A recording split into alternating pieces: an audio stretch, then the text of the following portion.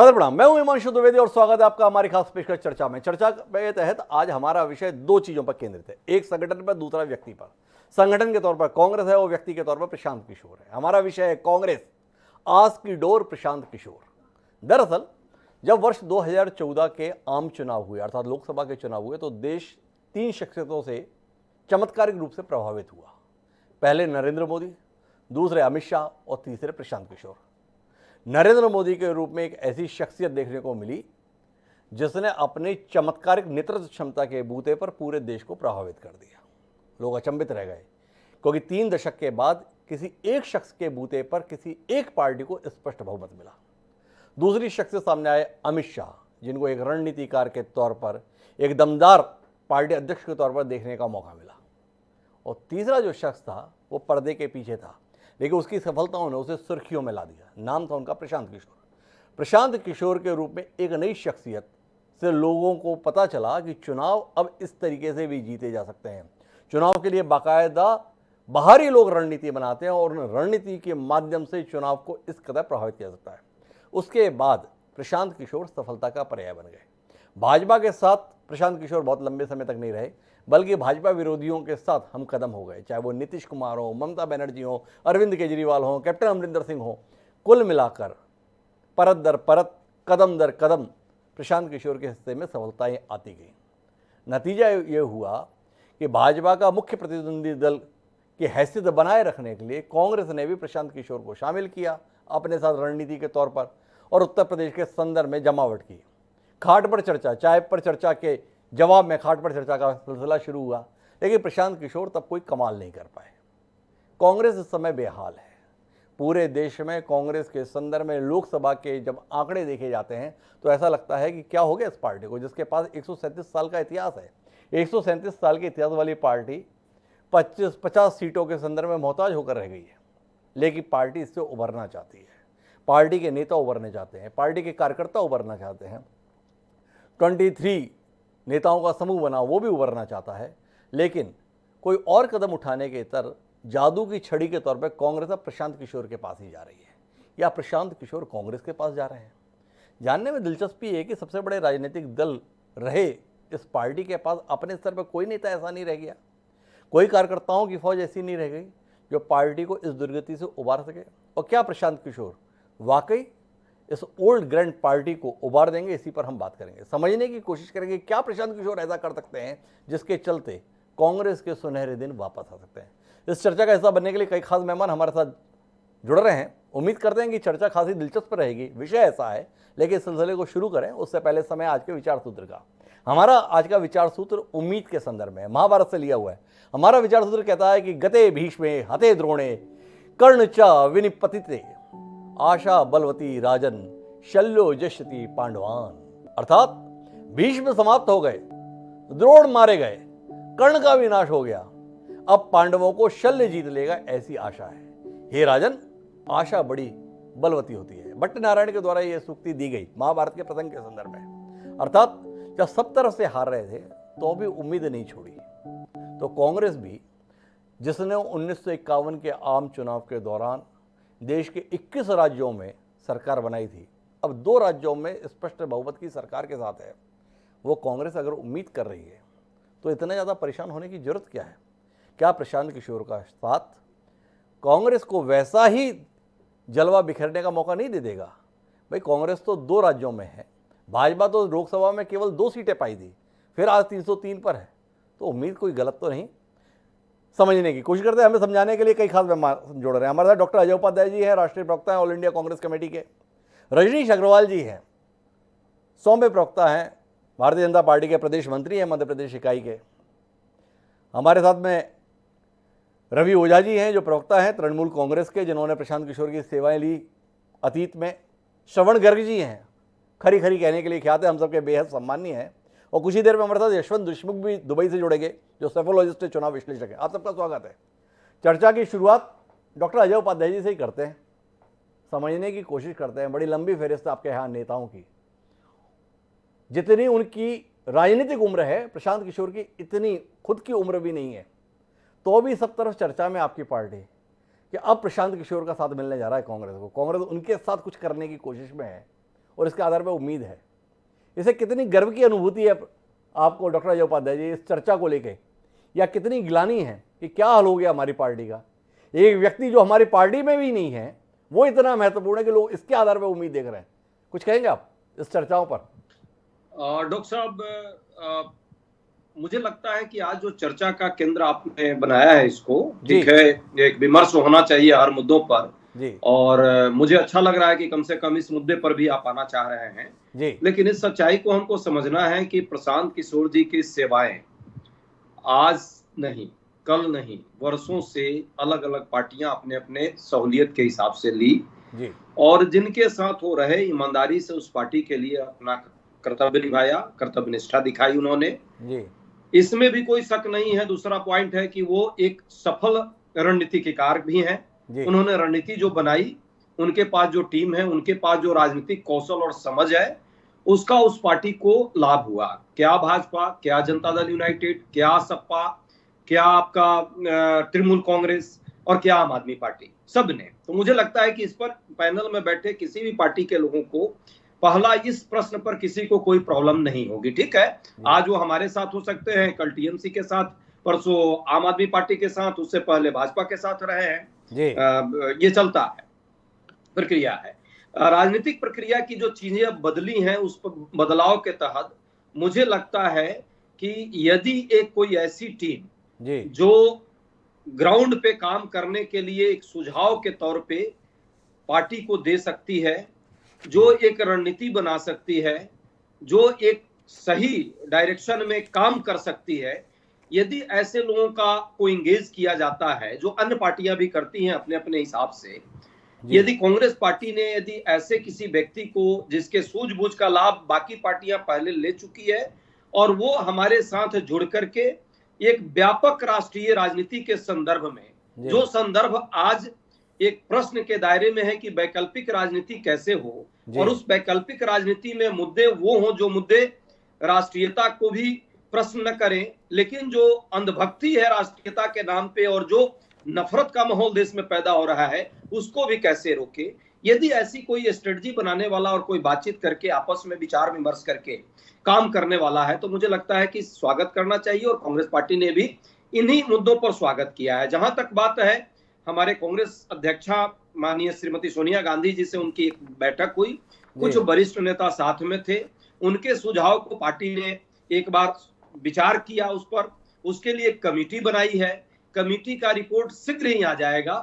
Committee के report के बाद जो परिस्थितियां बनेगी वो आपके सामने भी रहेगा, पब्लिक डोमेन में भी रहेगा, और उनकी क्षमता का पार्टी किस स्तर पर कितना उपयोग करेगी ये भी हम जैसे कांग्रेस के कार्यकर्ता जो मेहनत करने वाले लोग हैं उनके नजर में भी रहेगा। दो सवाल है मेरे डॉक्टर अजय उपाध्याय जी।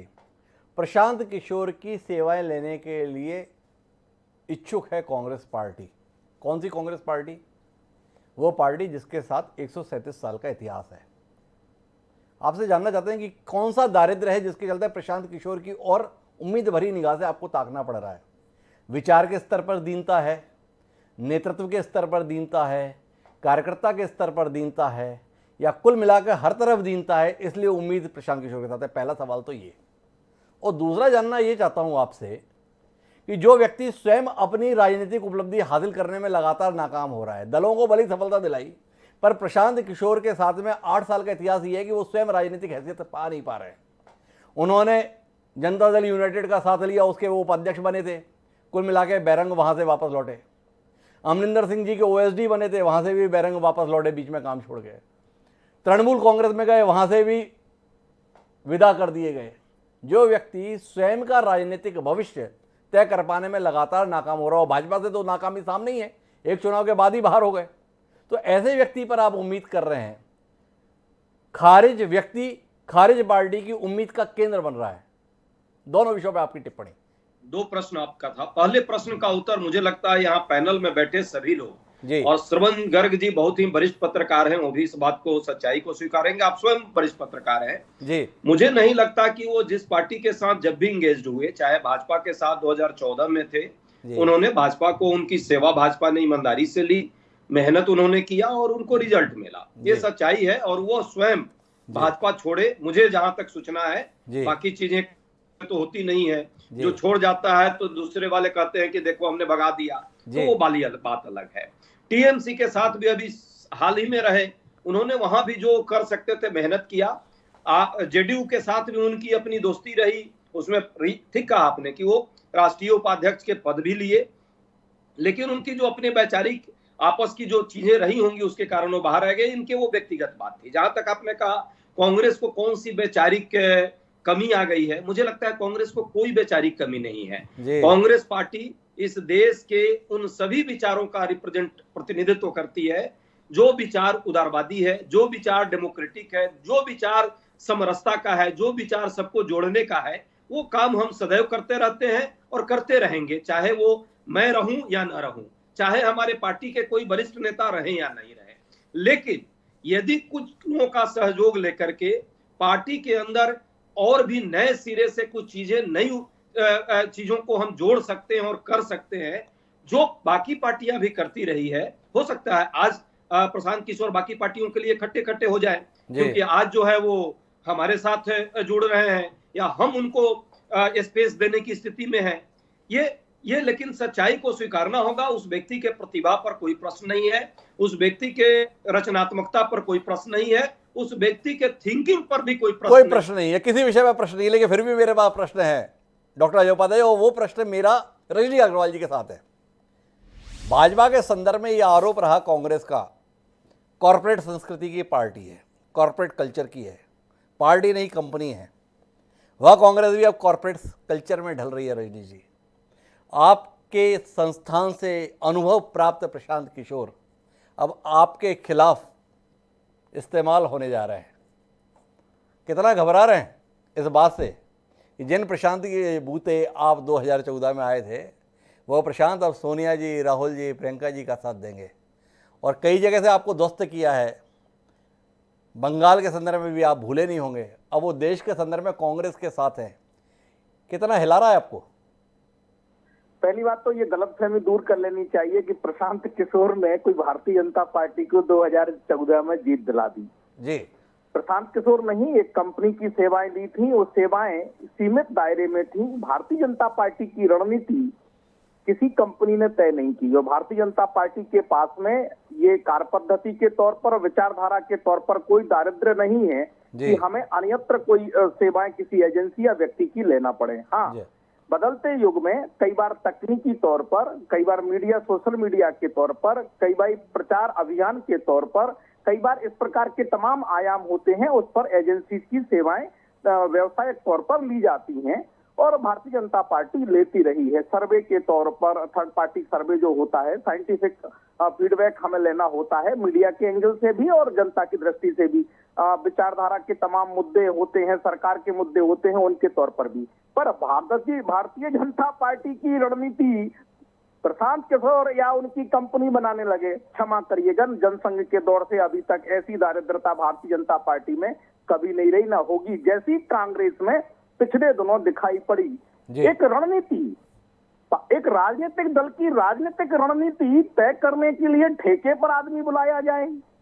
उस पार्टी की, जिस पार्टी के पास में लंबी फेहरिस्त है अनुभवी नेताओं की, मुद्दों के आधार पर, विचारधारा के आधार पर, नीतियों के आधार पर, सामाजिक समस्याओं के समाधान के तौर पर कांग्रेस में कमी नहीं है नेताओं की। मैं स्वीकार करता हूं, मैं तो उनका घोर विरोधी पार्टी का कार्यकर्ता हूं और मैं स्वीकार करता हूं उनके पास नेता। मैं दो चीजों के लिए आपको विनम्रता पूर्वक रोकना चाहता हूं रजनी जी, आप अपनी बात पूरी कीजिएगा। कमी थी नहीं, पर अब कमी हो गई। सब तो आप लेते जा रहे हैं। आपके यहाँ दामन इतना बड़ा है कि आपकी झोली लगातार भर रही है, तो कांग्रेस के पास में चारा क्या है? एक सवाल तो ये है मेरा आपसे कि आप जो कह रहे हैं कि कमी नहीं है, कमी तो आपने ही ला दी, क्योंकि सारे भाजपाइयों में जब चेहरे देखते हैं तो आधे तो कांग्रेस ही दिखते हैं आजकल। एक सवाल। दूसरा, आपसे जानना चाहता हूँ कि एक कंपनी, एक व्यक्ति ऐसे ही मोहताज भाजपा नहीं है, पर वो एक व्यक्ति, एक कंपनी आपकी पूरी पार्टी पे भारी पड़ता है जब पश्चिम बंगाल का मसला आता है। प्रशांत किशोर ने आपके दावों के मुकाबले में सीधे दावा किया था कि ये काम ही छोड़ दूंगा अगर 3 अंकों में पहुंच गए। बहुत कोशिश की आपने कि प्रशांत किशोर का इस काम से संन्यास हो जाए। क्या आपको नहीं लगता बंगाल से कितने नाराज हैं आप? अगर आपने बंगाल में 3 डिजिट में अंक हासिल कर लिए होते तो आज प्रशांत किशोर का साथ कांग्रेस को नहीं मिल रहा होता है। इस बात के लेके कोई नाराजगी आपकी अपनी पार्टी के बंगाल के कार्यकर्ताओं से या अपने आदरणीय कैलाश विजयवर्गीय से? कमी रह गई। हिमांशु जी, ऐसी गलती विश्लेषण में कैसे कर सकते हैं? पश्चिम बंगाल का राजनीतिक विश्लेषण करेंगे चुनाव की दृष्टि से, कार्यकर्ताओं की दृष्टि से, भारतीय जनता पार्टी की दृष्टि से जी, तो क्या कमजोर? हाँ, हम सरकार नहीं बना पाए जी, सरकार बनाने ही चुनाव लड़ा जाता है, हम सरकार नहीं बना पाए, लेकिन हम कहां पहुंचे जी, और जो मिल गए, मर्ज हो गए कांग्रेस और कम्युनिस्ट, वो कहां खड़े हैं? जी, तो ये पीठ थपथपाने का काम कोई कंपनी या व्यक्ति करता रहे, लेकिन भारतीय जनता पार्टी कहां से कहां पहुंच गई और आने वाले समय में कहां पहुंचेगी, ये बाकी तमाम राजनीतिक पंडितों ने भी विश्लेषण किए हैं। हाँ, ये एक पक्ष हो सकता है एक कंपनी को अपनी प्रोफाइल बनाने के लिए, लेकिन ये राजनीतिक सच्चाई तो नहीं हो सकती। कांग्रेस का वोट बैंक, कम्युनिस्टों का वोट बैंक सारा का सारा मिलकर टीएमसी में गया। टीएमसी में जो टेक्निकल वोटिंग वहां हुई वो सबको पता है, मैं उसमें डिटेल में नहीं जाना चाहता, लेकिन भारतीय जनता पार्टी ने पश्चिम बंगाल में अपना जनाधार बढ़ाया है और तेजी के साथ में बढ़ाया है, वो सबको दिखाई तो रजनी जी सीधे तौर पे दो बातें कह रहे हैं हम, अगर बातचीत को समझें। एक कि 2014 की भाजपा की सफलताओं में प्रशांत किशोर के योगदान को आप कतई महिमा मंडित मत कीजिए, कुछ नहीं था उनका, थोड़ी बहुत सेवाएं वेवाएं ली थी, लेकिन उसके भरोसे हमारी जीत हुई, ये बात ठीक नहीं है। दूसरा कि कांग्रेस का साथ मिल जाने से प्रशांत किशोर का कुछ हो जाने वाला है, इसकी भी कोई उम्मीद नहीं है।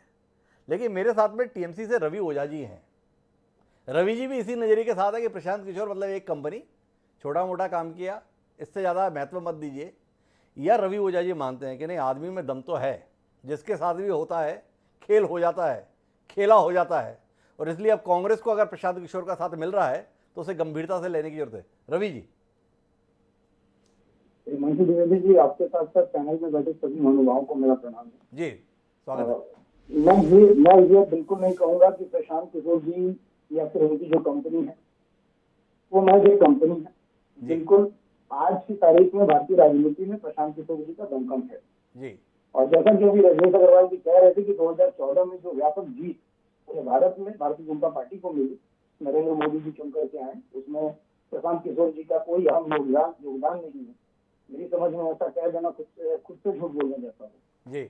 और पश्चिम बंगाल में भी आपने देखा था कि बहुत सारी हवाएं चली थी कि तृणमूल कांग्रेस इधर जाएगी, तृणमूल कांग्रेस खत्म हो जाएगी, ममता बनर्जी अब वापस से मुख्यमंत्री नहीं बनने वाली है। लेकिन हुआ क्या?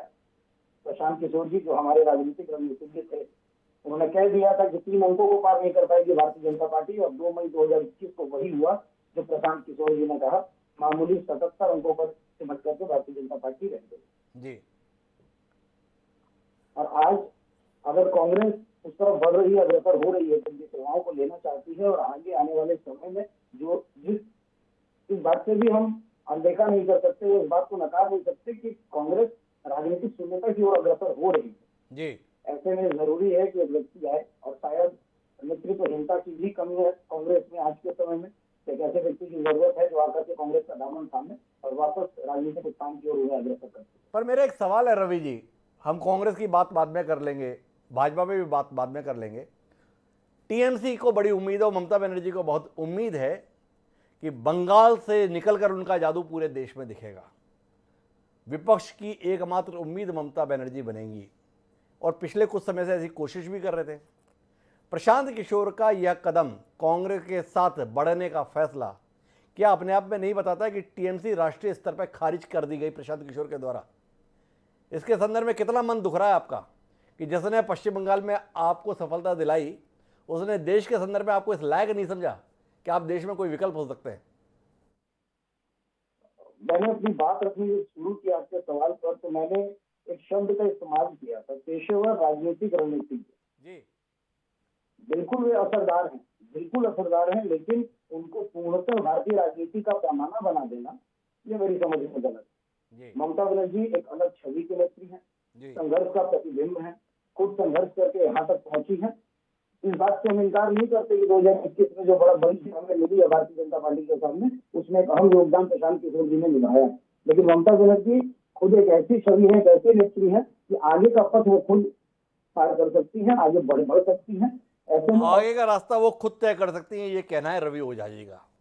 रवि ओझा जी की बात पर भरोसा करना होगा, क्योंकि ममता बनर्जी ने प्रशांत किशोर से मिलने से पहले भी अपने आप को साबित किया हुआ है, इसलिए रवि जी की बात को खारिज नहीं कर सकते। लेकिन प्रशांत किशोर का साथ कांग्रेस जिस तरीके से लेने जा रही है, या एक पेशेवर सेवाओं के संदर्भ में ही देखते हैं श्रवण जी आप, या एक पार्टी मरती क्या ना करती इसलिए तेरे दर पर चढ़ती वाली हालत को देख रहे हैं?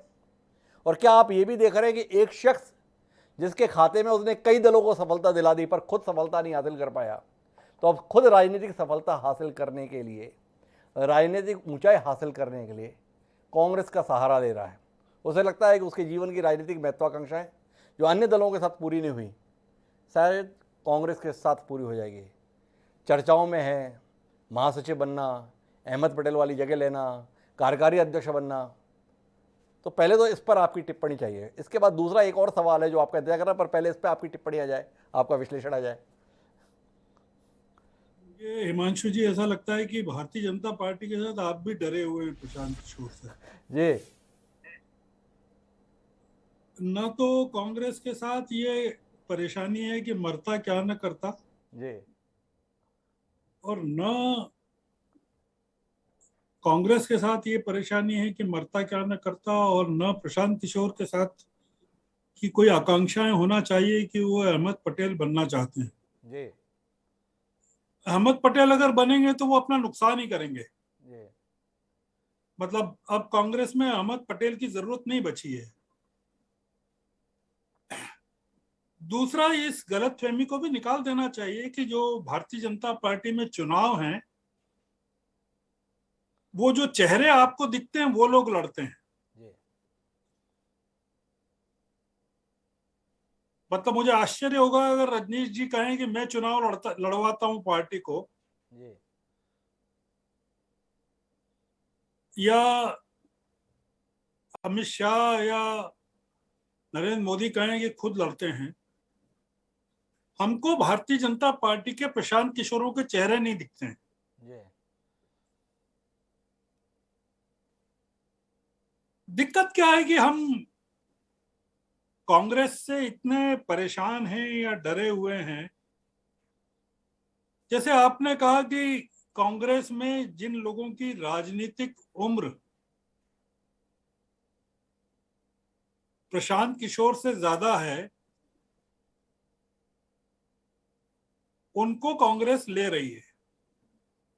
मेरा ये पूछना है कि जिन लोगों की राजनीतिक उम्र प्रशांत किशोर से ज्यादा है, उनमें से कितने लोग खड़े होकर प्रशांत किशोर का विरोध कर रहे हैं? और अगर जिस हैसियत से और जिस खुलेपन से प्रशांत किशोर को कांग्रेस ले रही है, अगर भारतीय जनता पार्टी में उनको इंडक्ट किया जाए तो भारतीय जनता पार्टी में क्या बवाल मचेगा, आप ये बताइए। जी,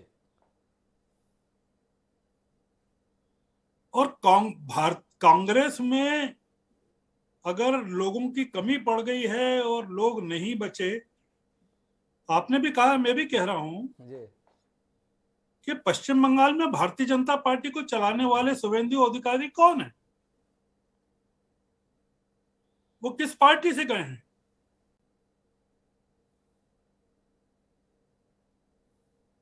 और जितिन प्रसाद उत्तर प्रदेश में कौन है, और ज्योतिरादित्य सिंधिया भारतीय जनता पार्टी में कौन है?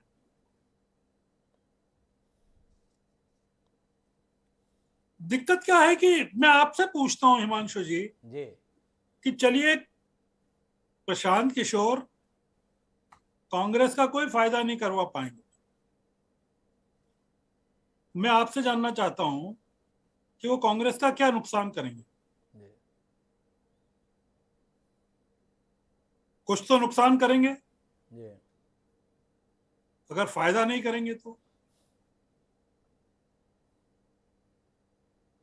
अब जो चुनाव हो रहे हैं ना हिमांशु जी, जी, आपने देखा अभी हाल के उपचुनाव जी, कि भारतीय जनता पार्टी कहां खड़ी है इन उपचुनावों में, या पिछले नवंबर के उपचुनावों में भारतीय जनता पार्टी कहां खड़ी थी? मामला कांग्रेस का नहीं बचा है हिमांशु जी। जी,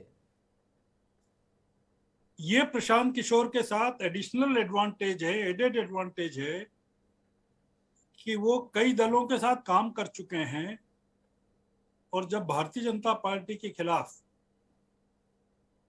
कोई बड़ा मोर्चा बनाने की बात आएगी, संघर्ष करने की बात आएगी, तो उनको गुलाम नबी आजाद की तरह दिक्कत नहीं आएगी। वो आसानी से सबसे बात कर सकेंगे। तो ये जो हम लोग प्रशांत किशोर को लेकर इतनी निराशा का माहौल कि भाई ये क्या हो रहा है ना श्रवण जी, बिल्कुल भी निराशा का माहौल नहीं है, बहुत आशा का माहौल है। इसीलिए तो इसमें पूरी चर्चा है। और जानना यह है कि इससे भाजपा को कितनी निराशा है कि कभी उनका तुरुप का इक्का रहा प्रशांत किशोर, जिसको अब किसी हैसियत में मानने से भी रजनीश अग्रवाल जी इंकार कर दे रहे हैं, वो अब कांग्रेस के हाथों में आ रहा है। इस पर आपकी टिप्पणी चाहिए। और साथ में जो दूसरे सवाल मेरे बाकी था वो ये था कि कांग्रेस की जो आधारभूत समस्या है गांधी परिवार के साथ, कि गांधी परिवार के बिना 2019 के लोकसभा चुनाव के बाद राहुल गांधी इस्तीफा दे देते हैं और साथ में ये कह भी देते हैं कि गांधी परिवार से बाहर का अध्यक्ष चुना जाए। आज 3.5 साल होने जा रहे हैं, 3 साल होने आ रहे हैं, ना गांधी परिवार का अध्यक्ष का पता, ना गांधी परिवार के बिना अध्यक्ष का पता। तो क्या प्रशांत किशोर के आने से इन सवालों को उत्तर मिल जाएंगे? क्या पार्ट टाइम की पॉलिटिक्स करते दिखाई देने वाले Rahul Gandhi full time politician में तब्दील हो जाएंगे?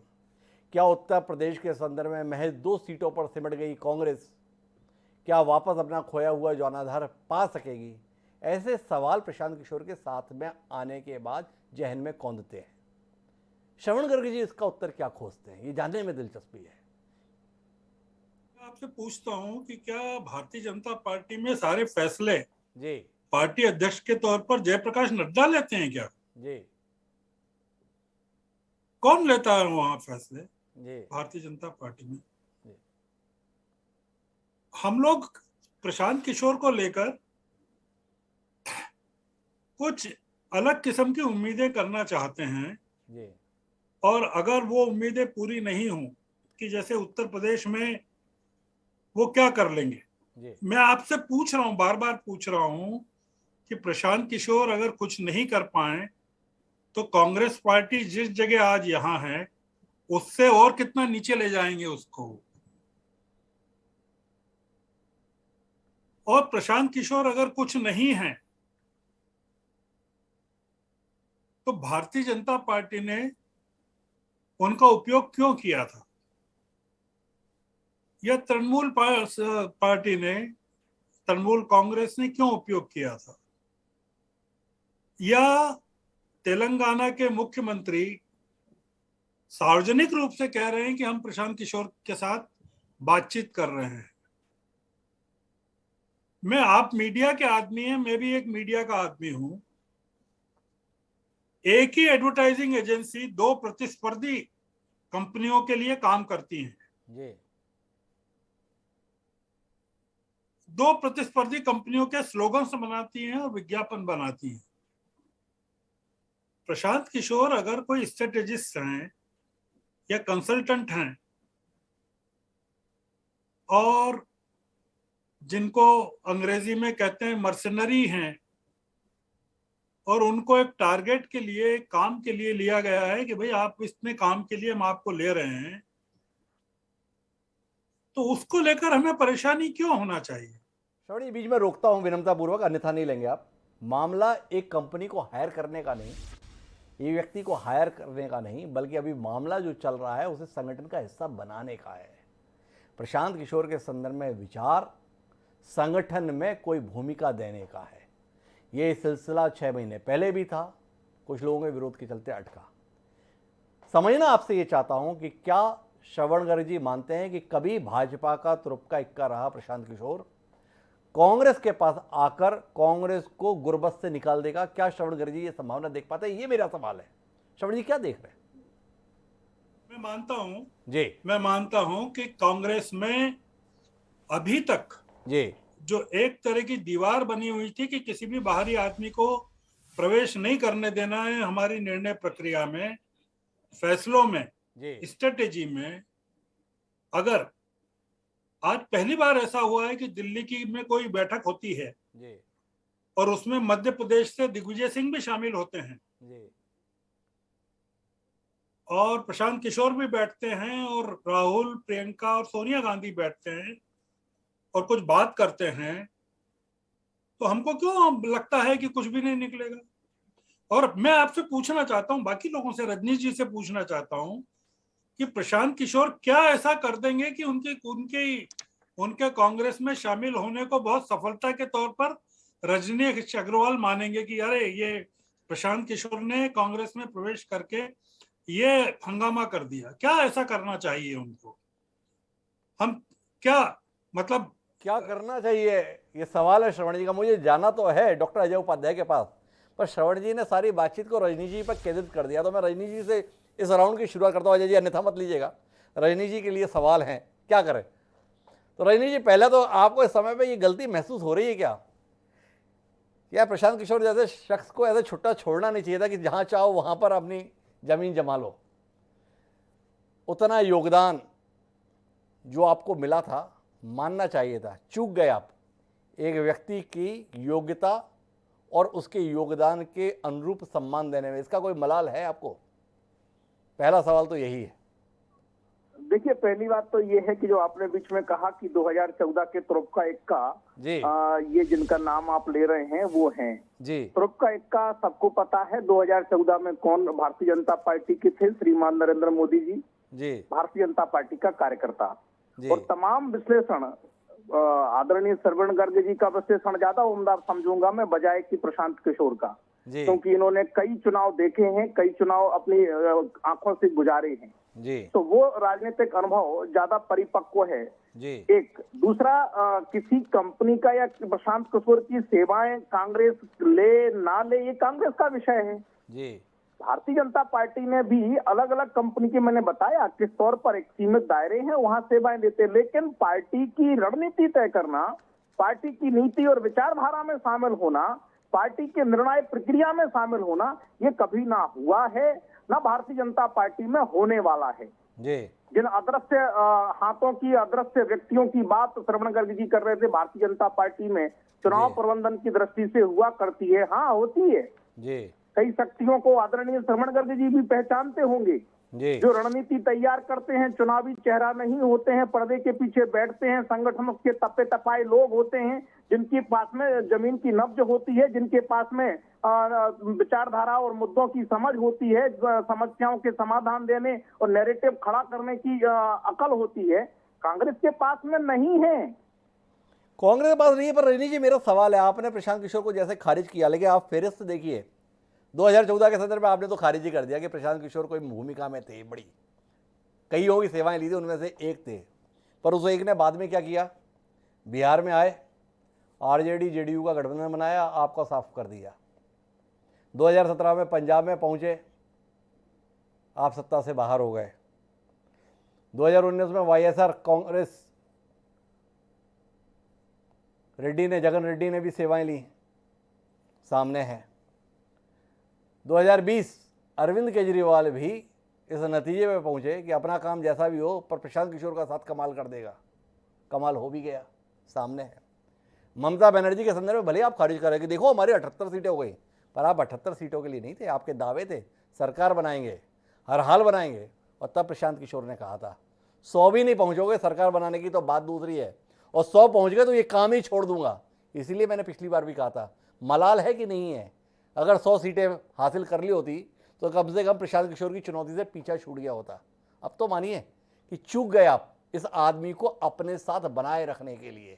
आपने तमाम कांग्रेसियों और या दूसरे दल के नेताओं को लेने में जितनी दिलचस्पी दिलाई, जितने उन्हें पद दिए, प्रशांत किशोर के लिए भी ठीक ठाक जमावट कर देते तो यह नौबत नहीं आती, इतनी जगह विपक्षी पार्टियों को मौका नहीं मिलता। मानते नहीं आप अभी भी चूक गए आदमी का समय पर आकलन करने में? नहीं, देखिए, मुझे लगता है कि आप, मुझे पता नहीं किस ओहरे में है या किस प्रभाव में है, मुझे नहीं पता।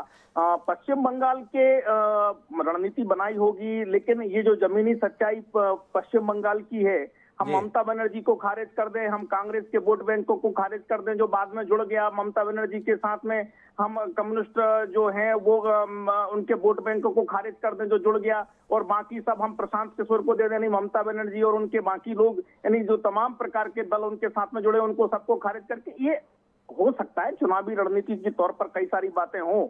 लेकिन आप जो भारतीय जनता पार्टी के ऊपर थोपना चाहते हैं 2014 के संदर्भ में, या जो हमारी जिन राज्यों में संभावित जीत नहीं हो पाई, जो आशा थी वो जीत नहीं मिल पाई, वो उसके कारण हमारी हार को आप थोपना चाहते हैं, तो मुझे लगता है ये अतिशयोक्ति होगी। आपका अपना विश्लेषण हो सकता है, लेकिन भारतीय जनता पार्टी इस तरीके से ना सोचती है, ना सोचने का कोई कारण मुझे लगता है। मैं फिर दोहराता हूं कि कोई भी राजनीतिक दल इनपुट ले सकता है, फीडबैक ले सकता है, लेकिन अपनी निर्णय प्रक्रिया, अपने राजनीतिक निर्णय अगर किसी इस प्रकार से लेने लगे तो कांग्रेस जैसा राजनीतिक दल, तो उसका दिवालियापन, खोखलापन तो उसका खोखलापन जाहिर होता है। रजनीश अग्रवाल जी दो बातें कहना चाहते हैं। एक कि प्रशांत किशोर का 2014 में भाजपा की सफलता में आप ऐसा कोई योगदान मत आकलन कीजिए जैसा जताने की कोशिश हम इस कार्यक्रम में कर रहे हैं, पहली बात। और दूसरी बात के भी चुनावों के संदर्भ में जो सफलता मिली अन्य राजनीतिक दलों को, उसका श्रेय भी आप प्रशांत किशोर को इस तरीका मत दीजिए, ये ठीक नहीं है। मेरे साथ भी यशवंत देशमुख जी जुड़ गए हैं। पिछले 2 दशक से, बल्कि 2.5 दशक से इस देश में जितने भी चुनाव हो रहे हैं उनके ट्रेंड के संदर्भ में एक आधिकारिक नाम है यशवंत देशमुख, सी वोटर के निदेशक हैं। उनके पास जाना चाहता हूं मैं, लेकिन एक संक्षिप्त हस्तक्षेप रवि ओझा जी का लेना चाहता हूं, क्योंकि वो तब कुछ हस्तक्षेप करने जा रहे थे जब रजनीश जी बोल रहे थे। जी रवि जी, आपका हस्तक्षेप। रजनीश अग्रवाल जी अभी कह रहे थे, मैंने इसके पहले भी उन्होंने कहा था कि सीपीएम और कांग्रेस का वोट एकजुट होकर के तृणमूल कांग्रेस की ओर चला गया। तो मेरी समझ में रजनीश अग्रवाल जी एक जिम्मेदार व्यक्ति, एक जिम्मेदार राजनीतिक व्यक्तित्व हैं, तो जरूर उनके पास कुछ ना कुछ तथ्य रहे होंगे जी। बार बार इस तरीके का सीधा आरोप तृणमूल कांग्रेस के ऊपर में और ममता बनर्जी ने पिछले 10 सालों में यहाँ जो काम किया है, उन कामों को नकार करके आप ये गठजोड़ दिखा देंगे कि सीपीएम कांग्रेस का वोट एक साथ एकजुट होकर के तब्दील होकर के तृणमूल कांग्रेस को मिल गया। मेरी समझ में किसी भी तौर पर आपकी राजनीतिक परिपक्वता को दर्शाता नहीं। तो रवि जी को इस बात पे ऐतराज है कि हमें तृणमूल कांग्रेस को कांग्रेस और वाम मोर्चे का वोट नहीं मिला। भाई वोट नहीं मिला तो इतनी सीटें कैसे आ गई? क्यों ऐतराज कर रहे हैं आप रजनीश जी की बात पे? भाई कांग्रेस को वोट देने वालों को भी लगा कि तृणमूल कांग्रेस ज़्यादा बेहतर पार्टी है, वाम मोर्चे को भी वोट देने वालों को लगा कि तृणमूल कांग्रेस ज़्यादा बेहतर पार्टी है, ममता बनर्जी ज़्यादा बेहतर नेता है, उन्होंने वोट दे दिया। तो आपको इसमें ऐतराज क्या है रवि जी? मैं नहीं समझ पाया कि आपकी आपत्ति किस बात पे है। भाई आपके नेता से प्रभावित होकर वोट दे दिया, इसमें तो खुश मनाना चाहिए। आप इस पर भी रजनीश जी से ऐतराज कर रहे हैं। बहरहाल मेरे बात यशवंत जी हैं, और यशवंत जी आपसे समझना चाहता हूँ, पिछले चुनावों के दौरान जो ट्रेंड है उसमें एक किरदार उभर कर इस देश की राजनीति में आया 8 साल से, उसका नाम है प्रशांत किशोर। क्या यशवंत देशमुख इस नतीजे के साथ में है, इस आकलन के साथ में है कि हाँ, इस देश के पिछले कुछ चुनावों में प्रशांत किशोर भी एक फैक्टर रहता है जो चुनाव के नतीजों को प्रभावित करता है, और कांग्रेस अब प्रशांत किशोर के भरोसे, क्योंकि बाकी किसी के भरोसे तो कुछ हो नहीं पा रहा है, तो क्या यह भरोसा कुछ काम कर सकता है? सीधा सवाल यह है यशवंत जी, आपकी टिप्पणी। हिमांशु जी, अगर प्रशांत किशोर कोई फैक्टर ही नहीं होता तो हम लोग इस कार्यक्रम में इस विषय पे चर्चा भी नहीं कर रहे होते जी। ये तो स्वाभाविक सी बात है, प्रशांत किशोर एक फैक्टर हैं जी। कितना और किस सीमा तक, इस पे हम लोग अलग विचार कर सकते हैं, लेकिन उनके फैक्टर होने या उनके एक किरदार होने पे तो कोई इनकार कर ही नहीं सकता जी। मैं तो इस बात को मानता हूं कि देश में चुनाव प्रबंधन और इन चीजों को लेकर के पश्चिम में ये बहुत सामान्य है। हर पार्टी, हर नेता, हर एक कैंडिडेट के पास में अपने चुनाव प्रबंधक होते हैं। भारत में इस तरह से प्रोफेशनली चुनाव प्रबंधकों की एक पूरी एक लीग जो प्रशांत किशोर जी ने शुरू की है, वो दरअसल स्वागत योग्य है। स्वागत योग्य इसलिए कह रहा हूं क्योंकि एक बड़ा अंतर आ गया हिमांशु जी। अंतर ये आ गया है कि हम राजनीति में भी एक जनरेशनल शिफ्ट देख रहे हैं। राजनीति में पुराने नेता जब तक जमीन से जुड़े थे तब तक उन्हें जमीन की हवा का पूरा एहसास रहता था, और इसलिए उन्हें किसी चुनावी रणनीतिकार की जरूरत ही नहीं होती थी। उन्हें पता होता था कि हम कब हार रहे हैं, उन्हें पता होता था हम कब जीत रहे हैं। ये जब से हवाई राजनीति करने वाले नई पीढ़ी के नेता जब आए हैं, तब से उनको दरअसल केवल ट्विटर पे बैठ करके और ट्रेंड करने से चुनाव जीते जा सकते हैं, इसका एक ऐसी गलतफहमी हो गई जिसका अभी अभी हमने निष्पादन जो है उत्तर प्रदेश के चुनाव में देखा है, कि जिसमें सारा कैंपेन अंत के 3 महीने में केवल ट्विटर पे ही लड़ाया गया समाजवादी पार्टी की ओर से, और उसका नतीजा क्या रहा वो भी हमने देख लिया। तो मुझे ऐसा लगता है कि जो एक वैक्यूम रहा है पुरानी पीढ़ी के नेता, मैंने इस बात को कई बार प्रकारांतर से बोला था, हिमांशु जी आपके कार्यक्रम में भी बोला था कि अगर अखिलेश यादव अपने पिताजी का 10वां हिस्सा भी अगर मेहनत कर लेते तो उत्तर प्रदेश में सत्ता परिवर्तन हो जाता, 10वां हिस्सा भी। तो आज की तारीख में चूंकि नेताओं और जमीन के बीच में इतनी बड़ी खाई हो चुकी है, उनको पाटने के लिए चुनावी प्रबंधन के विशेषज्ञों की सर्वथा जरूरत है। उस जगह को प्रोफेशनल तरीके से प्रशांत किशोर ने भरा है, इसके लिए उनकी इस भूमिका और उनके काम को क्रेडिट मिलना चाहिए। मेरे दो सवाल है यशवंत जी। आपने कहा कि अगर प्रशांत किशोर की कोई फैक्टर नहीं होता तो ये कार्यक्रम ही क्यों करते, पर ये सवाल क्यों उठा? सवाल इसलिए उठा कि हमारे साथ में भारतीय जनता पार्टी के सम्माननीय रजनीश अग्रवाल जी प्रदेश मंत्री हैं, मध्य प्रदेश भाजपा के बड़े प्रखर किस्म के प्रवक्ता रहे हैं। उनका कहना है कि खामखा में आप ज़्यादा महत्व दे रहे हो, कई कंपनियों की सेवाएं लेती है। 2014 में हमने ही ऐसी कई कंपनियों की सेवाएं ली थी, उनमें से एक प्रशांत किशोर की भी कंपनी थी। तो आपसे जानना चाहता हूँ यशवंत जी, जिसने कई चुनाव देखे हैं, क्या वाकई प्रशांत किशोर कई में से एक थे या अनेक में अनोखे एक थे? एक सवाल। और दूसरा ये जानना चाहता हूं कि ऐसे हुनरमंद व्यक्ति को भाजपा अपने साथ बनाए नहीं रख पाई, चूक गई, और अब और अनुभव के साथ वह शख्स घोर विरोधी अर्थात भारतीय राष्ट्रीय कांग्रेस का हिस्सा बनने जा रहा है। क्या आप मानते हैं भाजपा के लिए जोखिम है? कुल मिलाकर आपकी टिप्पणी। देखिए हिमांशु भाई, ये कि प्रशांत किशोर जी की एक और बहुत जबरदस्त काबिलियत है जी, और वो काबिलियत है कि वो जीतने वाली जगह या जिसकी जगह पे बढ़त की संभावना है जी, उसको वो बहुत पहले से पहचान लेते हैं, और इसलिए जीत का सहरा भी वो ले जाते हैं।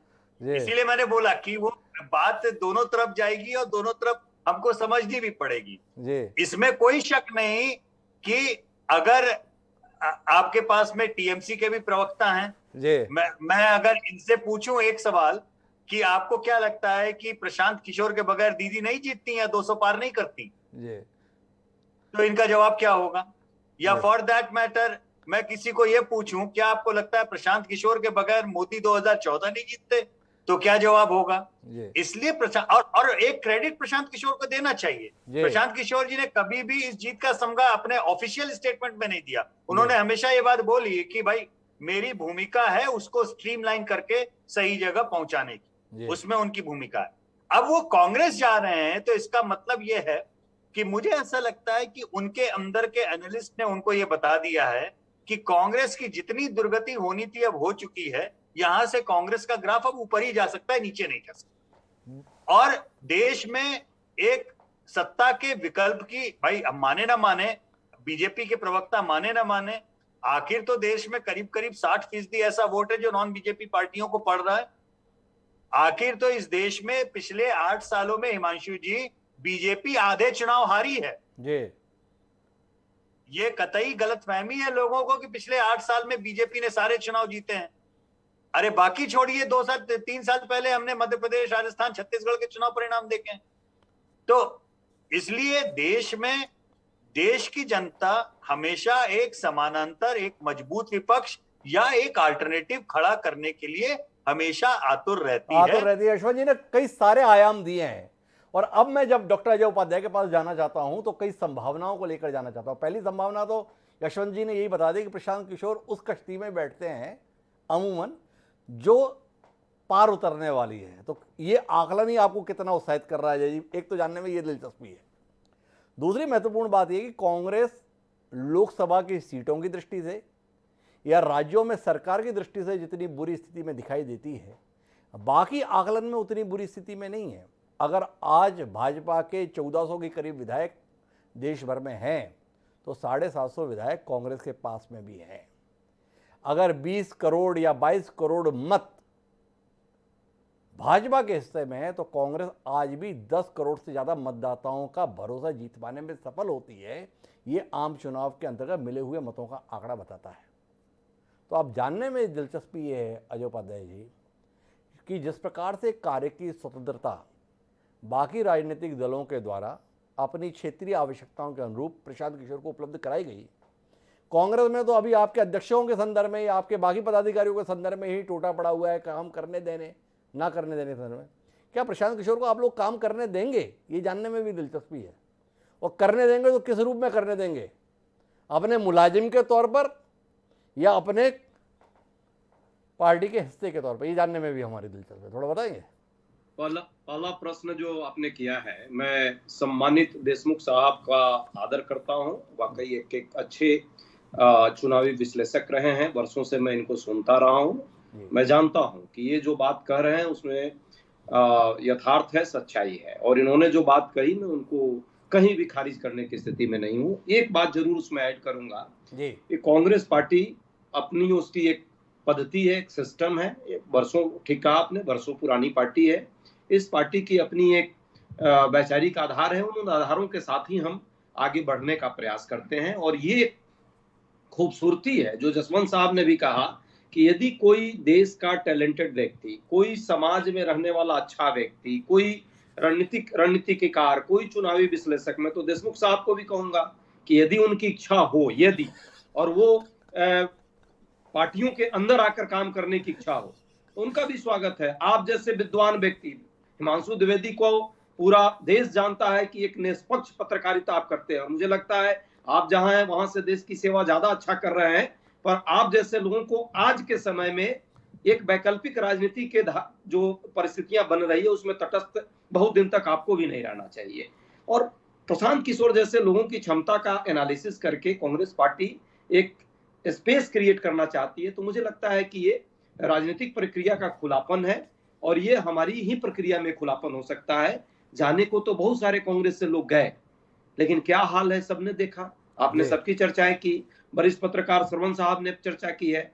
दूसरी बात, आपने जो प्रश्न किया कि क्या उनको स्पेस मिलेगा, चूंकि मैं पार्टी का प्रवक्ता हूं, पार्टी का नेतृत्व जो है अभी 8 दिनों के अंदर इस सारी चीजों का सारे आकलन को आपके सामने रखेगा, और मुझे लगता है पुनः आप इस पर एक चर्चा करेंगे।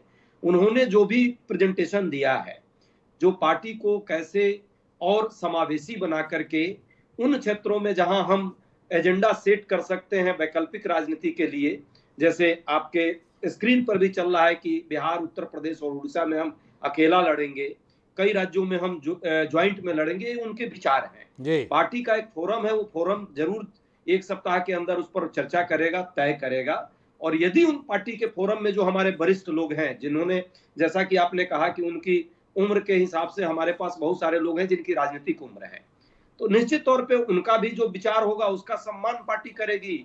और मुझे लगता है प्रशांत किशोर जी भी उन चीजों का सम्मान करेंगे। उनकी सेवा हालात हैं अभी कुल मिला के प्रशांत किशोर के माध्यम से लोग कांग्रेस में संभावना देख रहे हैं, और प्रशांत किशोर हमारे साथ हैं तो इसका मतलब ही कुछ अच्छा होने वाला है। पर क्या श्रवण जी भी इतना अच्छा देख रहे हैं? श्रवण जी आजकल सवाल पे सवाल कर देते हैं, और श्रवण जी आपसे सवाल ही थोड़ी चाहिए, आपसे तो जवाब भी चाहिए ना। कुल मिलाकर आपसे सीधे सवाल है, कांग्रेस की समस्याओं को खोजने के लिए बाहर से आदमी की जरूरत नहीं है, चौराहे पर पता है कि समस्याएं क्या हैं। कांग्रेस का अध्यक्ष एक ऐसा शख्स है जिसने पिछले 3 साल से एक सार्वजनिक सभा को संबोधित नहीं किया स्वास्थ्यगत कारणों से, फिर भी वो अध्यक्ष है। कांग्रेस की समस्या ये है कि उसके पास में एक ऐसा पूर्व अध्यक्ष है जो कोई जिम्मेदारी लेना नहीं चाहता है, पर हर फैसला उसके द्वारा ही किया जाता है। कांग्रेस की समस्या इस रूप में भी है कि वो शख्स जब जरूरत होती है उस समय पे कहां पाया जाएगा इसका पता नहीं रहता है। तो ऐसी समस्याओं से घिरी हुई कांग्रेस के संदर्भ में प्रशांत किशोर समाधान बन जाएंगे। अगर आप ऐसा देख पा रहे हैं तो किस आधार पर देख पा रहे हैं, ये जानने में हमारी दिलचस्पी है। देखिए, हमारे प्रधानमंत्री जी ने पिछले 20 सालों में कोई प्रेस कॉन्फ्रेंस नहीं संबोधित की जी, फिर भी वो प्रधानमंत्री तो हैं हमारे, हम क्या कहेंगे। आपको क्यों परेशान होना चाहिए? अगर वो राहुल गांधी को लेके इतने परेशान क्यों हैं हिमांशु जी, आप प्रधानमंत्री को लेके क्यों नहीं है? प्रशांत किशोर की सबसे बड़ी उपलब्धि ये मैं मानता हूं हिमांशु जी कि एक जो आयरन कर्टन था, जो लोहे की दीवार थी, गांधी परिवार ने लगा रखी थी, जिसको कोई भेद नहीं सकता था, कोई दरवाजा नहीं था, कोई छेद नहीं था, उसमें दरवाजा करके प्रशांत किशोर अंदर घुस गए और बराबरी की कुर्सी पर गांधी परिवार के साथ बैठकर उनको लेक्चर दे रहे हैं। ये पहली चीज है। मैं प्रशांत किशोर की उपलब्धि इससे मानता हूं, जो मैं कह रहा हूं कि वो शुरू हो गई। आपने कहा कि भारतीय जनता पार्टी ने क्यों हटा दिया, क्यों निकाल दिया।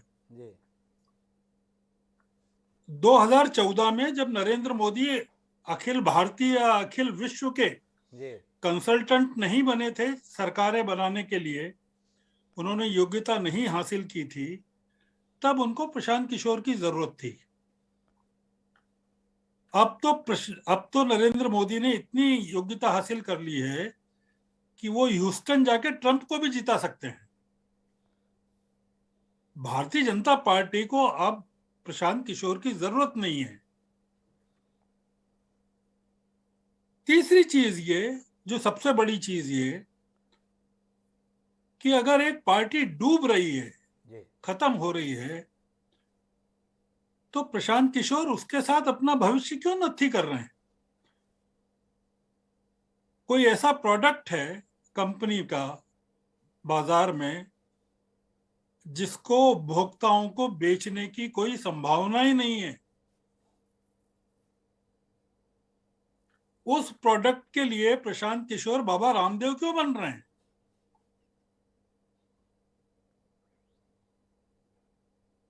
कुछ तो कारण होगा।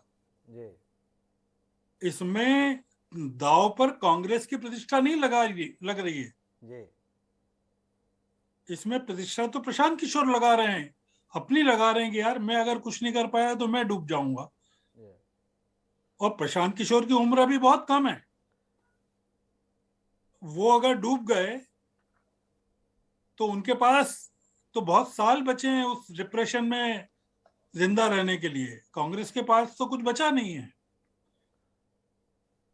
मैंने फिर से रिपीट कर रहा हूं हिमांशु जी, ये मामला कांग्रेस का नहीं है, ये संयुक्त विपक्ष का है।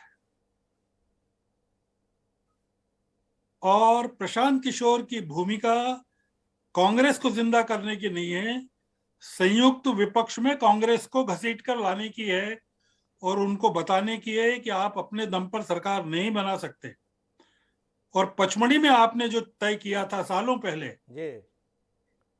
पचमढ़ी के चिंतन शिविर में, एकला चलो रे, मैं मौजूद था, आप उसको लागू करिए कि हम देश में मिली जुली सरकारें बनाएंगे। तो प्रशांत किशोर को लेकर मेरा ऐसा मानना है हिमांशु जी, मैं आशावादी हूं। और मैं फिर से आपसे कह रहा हूं, मेरी कतई लालसा नहीं है कि भारतीय जनता पार्टी को सत्ता से हटा दिया जाए, इसलिए प्रशांत किशोर को लाना चाहिए। प्रशांत किशोर के आने से अगर भारतीय जनता पार्टी और नरेंद्र मोदी थोड़े ज्यादा डेमोक्रेटिक हो जाएं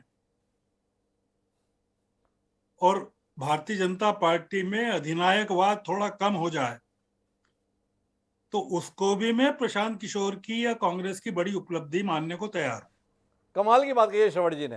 प्रशांत किशोर कांग्रेस के साथ जुड़ते हैं और उससे अगर भाजपा की भी सेहत सुधर जाए तो उसके प्रति भी बड़ी आशावान निगाहों से देख रहे हैं श्रवण गर्ग जी। रजनी जी, उस आशा के संदर्भ में कोई टिप्पणी करना चाहेंगे? श्रवण जी की उम्र देखते हुए उन्होंने जो ये उम्मीद, अपेक्षा जाहिर की है, उसका कोई सम्मान करने का इरादा है रजनी जी आपका, या खारिज कर देंगे जैसे पहले हर बात आप खारिज करते आ रहे हैं? नहीं, देखिए, जो बात मैंने कही थी वही बात आपने यशवंत जी से सुनी है कि निश्चित तौर पर जो जमीन से जुड़े हुए नेता नहीं बचे या जो जमीन से जुड़े हुए नेता हैं वो उपेक्षित हैं कांग्रेस में, इसलिए उनके कारण निर्णय प्रक्रिया जो गुजरना चाहिए उन लोगों से होकर वो नहीं गुजरती है। निर्णय वैसे कांग्रेस में हो नहीं पाते और उसी कारण कांग्रेस की दुर्दशा है। और अगर वो प्रोफेशनल वे में कुछ निर्णय करवाना चाहते, वो जाने, उनकी मर्जी है। लेकिन मैं केवल भारतीय जनता पार्टी के संदर्भ में जो चीजें आप थोपने का काम कर रहे हो, 2014 की जीत, अरे वही प्रशांत किशोर आप लोगों को बात करते समय, मीडिया से ब्लॉग लिखते समय कह रहे हैं कि भारतीय जनता पार्टी का संगठन तो बहुत मजबूत है, 50 साल तक उसको कोई जो केंद्रित भारतीय जनता पार्टी केंद्रित राजनीति है वो अलग नहीं हो सकती, वो भाजपा कहीं ना कहीं सेंटर में रहने वाली है। तो इसके संगठन को महत्व वो दे रहे हैं, इसके नेतृत्व को महत्व वो दे रहे हैं। अरे साहब, आप नक्शा बना लोगे, ईंट गारा कहाँ से लाओगे? आप नारा गढ़ लोगे, नारा लगाने वाला कहाँ से लाओगे? आप ईंट गारा सीमेंट लोहा तमाम चीजें आप कहाँ से लाओगे? और कोई भी राजनीतिक दल उसको कार्यकर्ता, उसको नेतृत्व की विश्वसनीयता वहीं से लाएंगे रजनी जी, जहां से 10 करोड़ वोट देश के लेकर आए। इतनी भी दीनता थोड़ी आ गई है, इतनी भी दीनहीन स्थिति नहीं है। और आप प्रशांत किशोर के आकलन का आगे भाजपा केंद्रित राजनीति आने वाले इतने दशक तक रहने वाली है, इसको तो गंभीरता से लेने के लिए तैयार हैं, इस बात को गंभीरता के साथ कोट करने के लिए तैयार हैं। पर प्रशांत किशोर ने आपके लिए कुछ करके दिया था, यह मानने के लिए बिल्कुल तैयार नहीं है। बाकी सब मानने के लिए तैयार हैं, पर प्रशांत किशोर ने आपके लिए कुछ किया था, यह मानने से आपका इनकार है। लेकिन मैं यशवंत जी आपके पास आना चाहता हूं और ये जानने के लिए आना चाहता हूं कि तमाम राजनीतिक दलों ने प्रशांत किशोर की सेवाएं ली और प्रशांत किशोर के कदमों ने यह बताया है कि वो पूरी का प्रोफेशनल आदमी नहीं है, वो पॉलिटिकल आदमी भी हैं। उनकी भी अपनी राजनीतिक महत्वाकांक्षाएं हैं, राजनीतिक स्तर पर वह हैसियत चाहते हैं, उन्होंने राजनीतिक पद भी लिए हैं। पर कोई भी राजनीतिक दल सरकार बनाने के बाद भी उन्हें उस जगह पे नहीं पहुंचा रहा जहां वो पहुंचना चाहते हैं।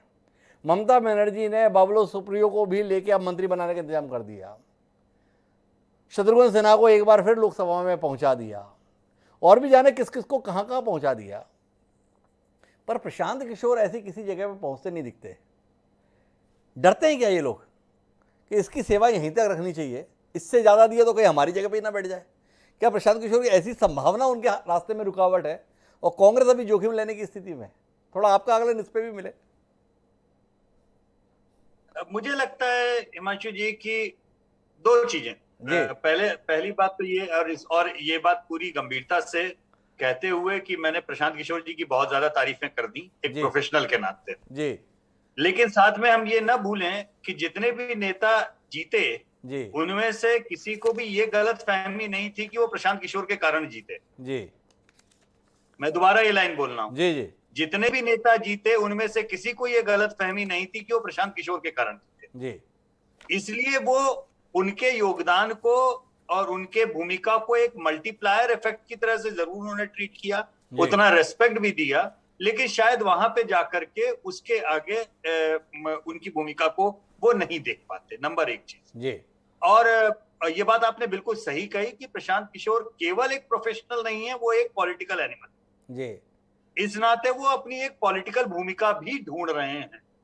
अब उस पॉलिटिकल भूमिका में वो कितना आगे और कहां तक सफल होंगे ये तो देखने और समझने की बात होगी।